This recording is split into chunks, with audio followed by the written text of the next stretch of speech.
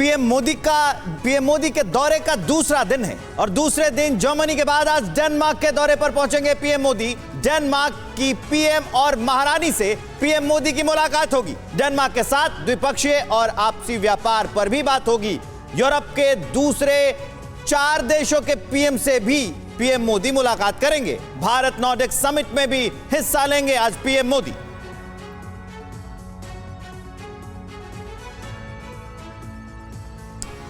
तो आज प्रधानमंत्री होने वाले हैं डेनमार्क में मौजूद। प्रधानमंत्री मोदी के डेनमार्क में मौजूद होने के क्या मायने हैं, नॉर्डिक समिट से क्या उम्मीदें भारत निकाले, उससे पहले डिटेल्स जल्दी से आपको दिखा देते हैं। डेनमार्क की पीएम मेटे फ्रेडरिक्सन से मुलाकात प्रधानमंत्री मोदी की आज तय है और मीटिंग में द्विपक्षीय संबंधों और साथ ही ग्रीन स्ट्रेटेजिक पार्टनरशिप पर चर्चा होगी। मेटे फ्रेडरिक्सन के साथ इंडिया और डेनमार्क बिजनेस फोरम के साथ बैठक होगी, यानी वो राउंड टेबल जिस पर निवेश को लेकर चर्चा की जाएगी। वहां पर भी मौजूद भारतीय समुदाय, कहा जाता है कि डेनमार्क में 16,000 भारतीय हैं और भारतीय समुदाय को संबोधित करेंगे आज प्रधानमंत्री मोदी। और डेनमार्क की महारानी मार्गरेट सेकंड से भी उनकी मुलाकात होने वाली है। यह डेनमार्क में आज प्रधानमंत्री मोदी का कार्यक्रम है, जहां कारोबारियों के साथ भी पीएम की मुलाकात होगी। इससे पहले बर्लिन में जब वो मौजूद थे तब भी उद्योगपतियों से मिले। डेनमार्क में भी यह कार्यक्रम रहेगा और दूसरे भारत नॉर्डिक समिट में भी प्रधानमंत्री मोदी हिस्सा लेंगे। ग्रीन एनर्जी का बार बार जिक्र हो रहा है, फोकस उस पर रहेगा। और ये जो नॉर्डिक समिट है इसमें नॉर्वे और साथ ही आइसलैंड जैसे देश भी शामिल है और उन्हीं के प्रधानमंत्रियों के साथ एक बैठक भी करेंगे। स्वीडन और फिनलैंड की लगातार चर्चा हो रही है नेटो में शामिल होने को लेकर, उनके पीएम भी रहेंगे, उनसे भी मीटिंग प्रधानमंत्री मोदी की होने वाली है। तो ये आज डेनमार्क में प्रधानमंत्री मोदी की मौजूदगी भी देखने को मिलेगी। बिल्कुल पूर्णिमा, बहुत अहम विजिट है प्रधानमंत्री नरेंद्र मोदी की। ओलाफ शोल्ज से मुलाकात के बाद डेनमार्क की पीएम से आज उनका मिलने का कार्यक्रम है। अब जब यूरोप में इतना बड़ा युद्ध लड़ा जा रहा हो और नॉर्डिक कंट्रीज जिसमें फिनलैंड और स्वीडन रूस के टारगेट पर हो, प्रधानमंत्री नरेंद्र मोदी का उन नॉर्डिक कंट्रीज के स्टेट हेड से मिलना क्या संदेश देता है? सीधे चलते हैं कोपेनहेगन, जहां पर हमारे संवाददाता विवेक वाजपेयी हमारे साथ जुड़ रहे हैं। विवेक, देखिए बताइए, ये एक तो 2 सवाल हैं। पहला सवाल तो जो हमने वार्मथ बर्लिन में देखी, जो हमने मोदी मोदी के नारे और भारत माता की जय के नारे देखे बर्लिन में, क्या वही वार्मथ, वही गर्मजोशी प्रधानमंत्री के दौरे से पहले आपको कोपेनहेगन में भी दिख रही है? और दूसरा ये भी बताइएगा हमारे दर्शकों को कि ये समिट क्यों इतनी इंपॉर्टेंट हो जाती है जब ये युद्ध लड़ रहा हो, टाइमिंग कितनी अहम है ये?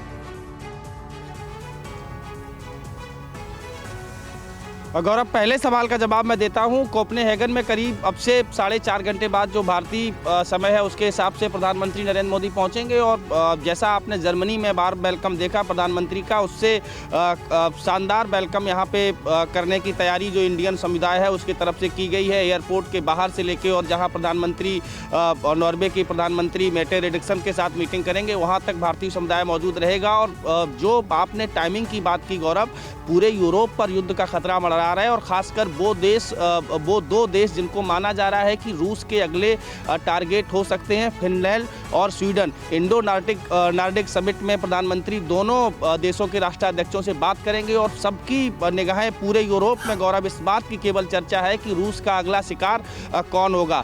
मैंने जितने लोगों से बात की है, सबको यही डर सता रहा है कि कहीं ऐसा ना हो कि यूक्रेन से शुरू हुआ युद्ध। बिल्कुल विवेक, लेकिन इसी बीच में प्रधानमंत्री मोदी की मौजूदगी होगी कोपेनहेगन में और वहां पर सबसे बड़ी बात, जब भारतीय समुदाय के साथ संवाद करेंगे प्रधानमंत्री तो किस तरह की गर्मजोशी देखने को मिलती है, किस तरह की शानदार तस्वीरें वहां से आएंगी, वो भी आपके जरिए TV9 भारतवर्ष पर हम पहुंचाएंगे। मेहमानों का पैनल भी हमारे साथ मौजूद है। जिस तरह से सर जर्मनी में हमने बर्लिन में तस्वीर देखी, उसके बाद आज डेनमार्क में निवेश को बढ़ावा देने की कोशिश तो प्रधानमंत्री कर ही रहे हैं, लेकिन क्या हम ये कह सकते हैं कि डिप्लोमेसी में एक तरह से बादशाह के तौर पर भारत अपने आप को बरकरार रख रहा है और एक ग्लोबल लीडर के तौर पर प्रधानमंत्री तो है ही, लेकिन एज अ कंट्री एक बहुत स्ट्रांगली एस्टैब्लिश हम ओवरऑल वर्ल्ड में खुद को करते दिख रहे हैं? निश्चित रूप से, क्योंकि देखिए जो माहौल है 24 फरवरी के बाद जो वातावरण बदला है इस क्षेत्र में, सभी यूरोपियन कंट्रियों का जो ध्यान है वो यूक्रेन और रशिया के तनाव की तरफ है।